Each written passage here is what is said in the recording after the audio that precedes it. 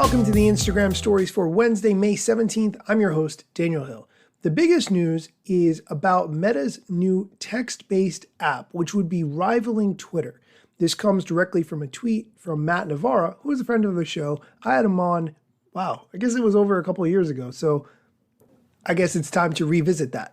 He tweeted, "New details, Meta's new text-based app to rival Twitter launching summer 2023. While it will exist as its own separate app, it will be integrated with Instagram. Users will keep their same Instagram handle, verification will roll over, and their Instagram followers will receive a notification to follow them on the new platform, making it easier to build a following quickly. Meta is taking submissions of talent to grant early access to the app. They're focusing on film and television actors, producers, writers, directors, showrunners, athletes, and comedians. Meta is currently approaching high-profile influencers and celebrities to become early adopters and try out the app before it's released to the public." Based on that little bit of information, I'm going to say some things that I like and some things that I don't like. First, users keeping their same Instagram handle is great right off the bat. Every time there's a new social media app, everyone rushes to try to register the handle either that they've already got, or they try to get something that would be a high value handle, usually something very short or something that correlates to a brand name, maybe their brand or another brand they like, or something similar.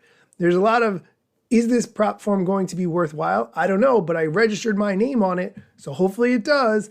And I always find that a little silly because maybe it's not worth your time to do that and you never think about that platform again. Keeping the same Instagram handle between this text-based app and Instagram, I think is a really interesting idea. On the con side, do we really need more text? Are there things that you've been unable to say with an Instagram caption, or writing them as text in your Instagram story, or sending them in a DM, or putting them in a broadcast channel that you could not do and now you need another app for that? Feels like we've got enough apps if you want to write something down and share it with other people.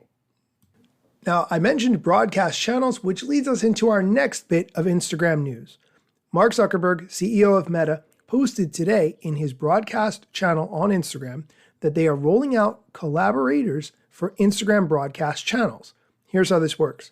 Creators can invite guests to join them and chat in their channel. And then he added Adam Mosseri to his broadcast channel. He then asked Adam Mosseri, "What new features are you most excited about?"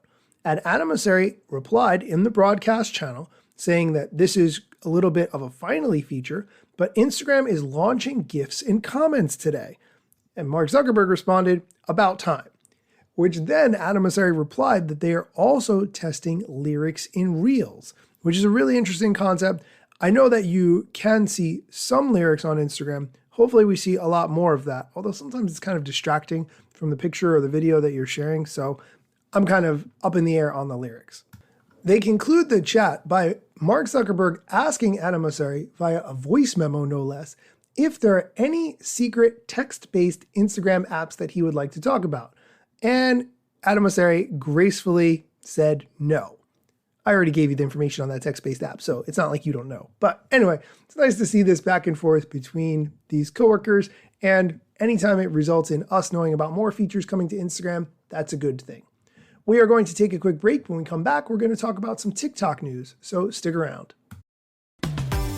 This episode is brought to you by Michigan Economic Development Corporation. In Michigan, you can have both a rewarding career and a quality lifestyle, with plentiful career opportunities in world-changing, innovating industries, from electric vehicles to clean energy to biotech, with room for advancement no matter where you are in your career. Plus, Michigan offers a welcoming, beautiful, affordable, and inclusive community for all. Live your best life. You can in Michigan. Visit themichiganlife.org. And we're back. Okay, let's get into the TikTok news. First, TikTok has announced a new Effect Creator Rewards initiative. This is all about paying creators for high-performing effects. Here's how it works.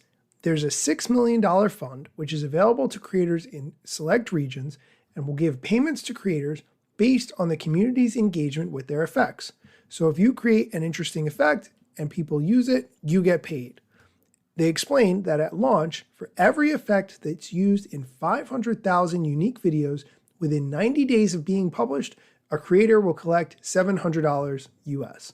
For every 100,000 videos published thereafter, within the same 90 days, creators will collect an additional $140. That's not a huge amount of money, but if you have a good following and you pay someone who lives overseas to create that effect for you inexpensively, that could potentially add up pretty quickly.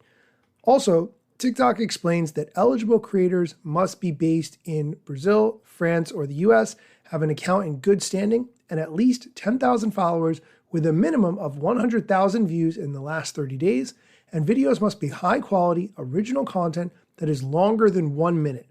The Creativity Program Beta offers a new formula that provides a higher average gross revenue for qualified video views, giving creators the potential to earn higher rewards.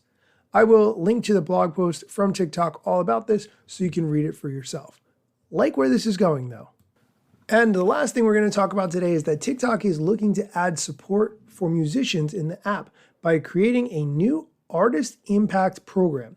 This is designed to help lesser-known artists add their music to TikTok's commercial music library so that it could be potentially used in ad campaigns. They explain that this program allows artists to monetize their music on TikTok by enabling businesses to use it in their content, giving them opportunities to be discovered and rediscovered.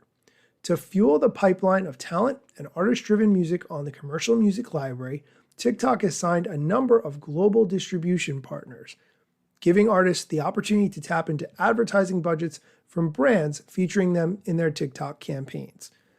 I will link to more about this in the show notes so you can check it out for yourself, but anything that gives people an opportunity to earn money on TikTok, I'm all for it. That is going to do it for today's show. Be sure to check out links to everything I described in the show notes. I'm sort of reaching a schedule on this show where I do it every few days as there's enough news to talk about. Not sure if I'm going to stick with that schedule or if I'm going to do shorter audio clips more frequently. And that can be a little rough because it feels like I'm trying to manufacture news sometimes. I may just retool this whole show. I'm still thinking about a lot of things, open to ideas, of course. Thank you so much for listening, and be sure to come back next time for more TikTok, social media, Instagram, and other tech news. Instagram news got you covered, sometimes even TikTok. Relevant platforms in the metaverse ahead of the wave, without a break or a pit stop. Still waiting for Zuckerberg to give me the big job. Pause. Use trademarks and logos with Insta's permission, of course. If you like the show and you gain some good info, maybe leave a review. It's a type of applause. Just drop me a message if you want to collab. If you got some good content or you want to run ads, at Daniel Hill Media is where I am. TikTok, Facebook and Instagram.